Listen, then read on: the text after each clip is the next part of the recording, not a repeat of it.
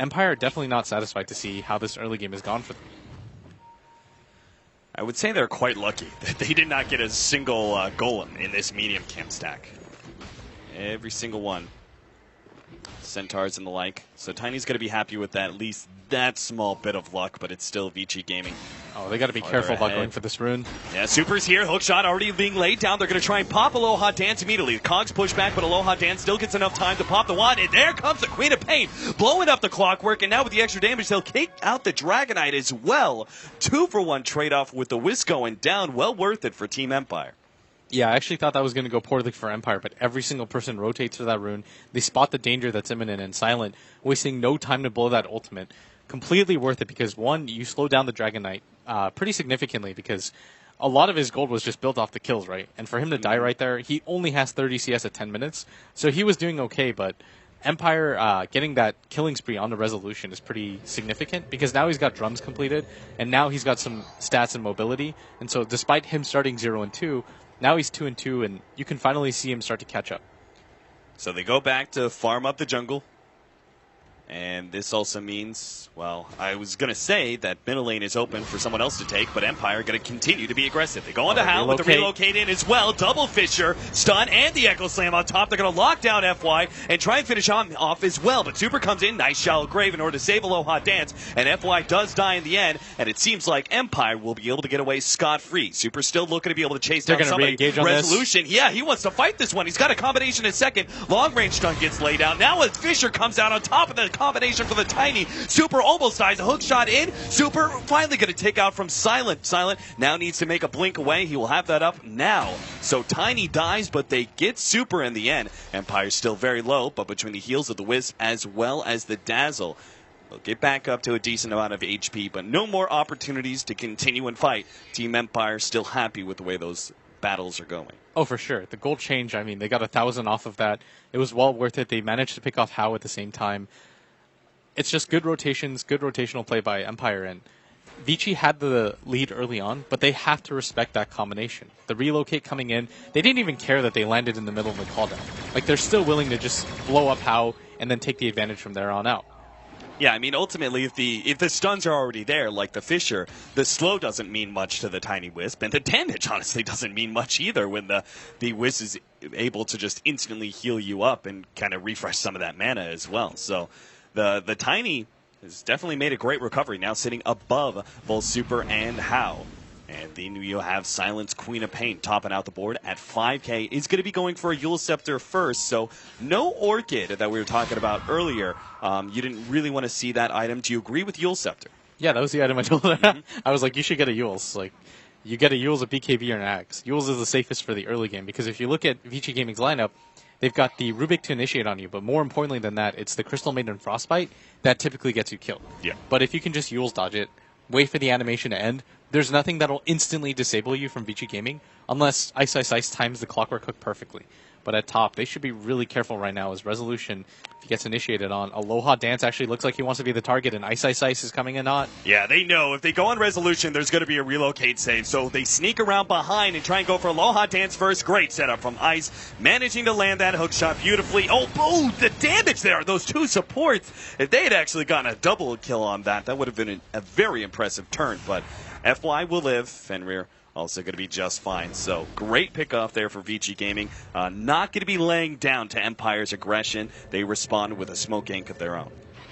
Yeah, and I really like that Vici Gaming seems so willing to bring Hao to fights. I think this is actually a little bit different than most of the teams that we see. Is most teams just like to farm up their one position, let him use the jungle as much as you can, but Hao seems to be participating non-stop in fights. Like, we saw him in the 8-minute gank, we see it again. They are willing to bring him to the ganks because they realize their support duo without him is actually quite weak. Like, they've got a Rubik and a Crystal Maiden that don't independently do too much damage, and so bringing Hao along, you have some lockdown, you get the Rocket Barrage off. It's almost always a kill when they see it coming.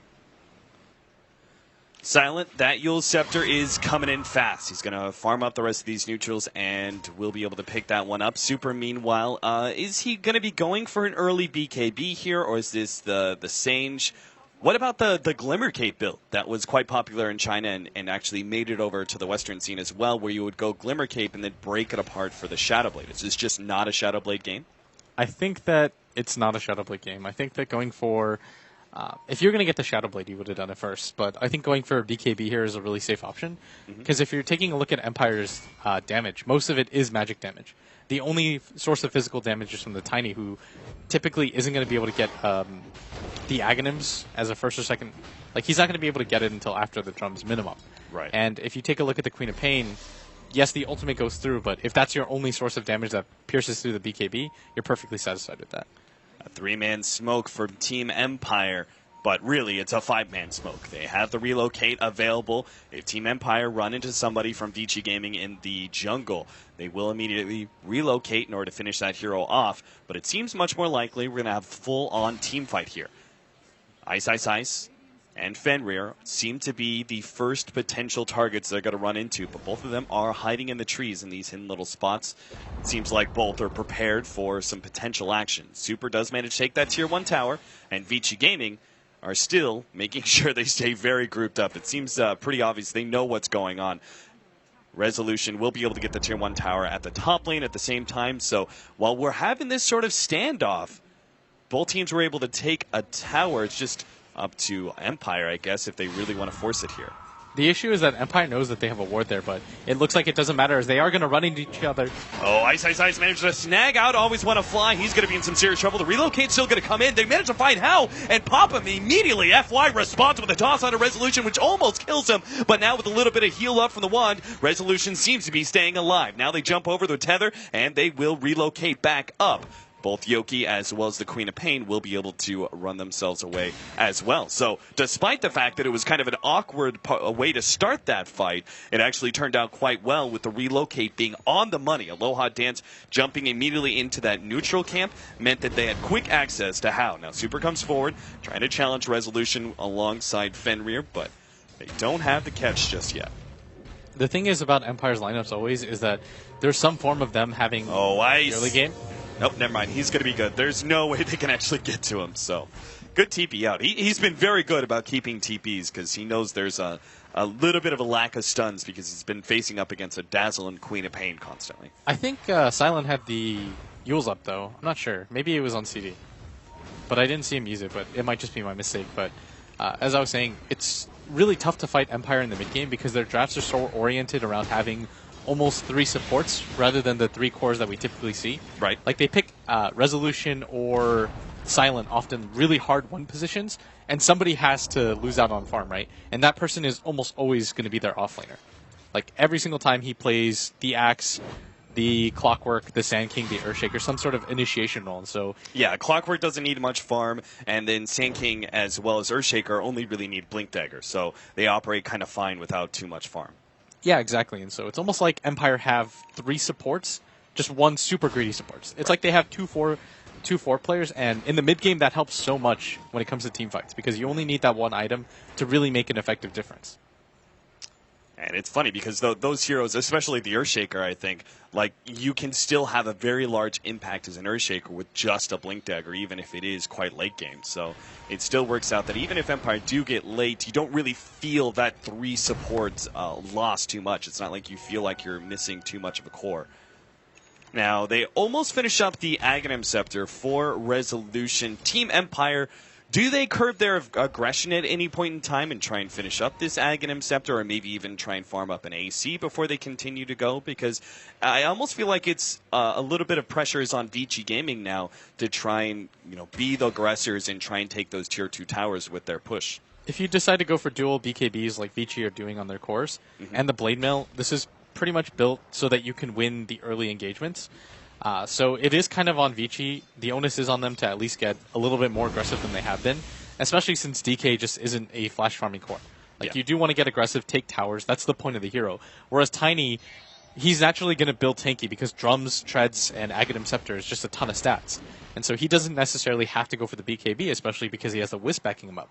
So it's less important for him to just straight up build into that BKB, meaning he'll transition into the late game a lot better and a lot stronger because his BKB timer will naturally be longer, right? Right. So for Vici to both go for BKBs early on, it does mean that by the 30-40 minute mark, those are going to be 5-second BKBs, and they won't nearly be as effective.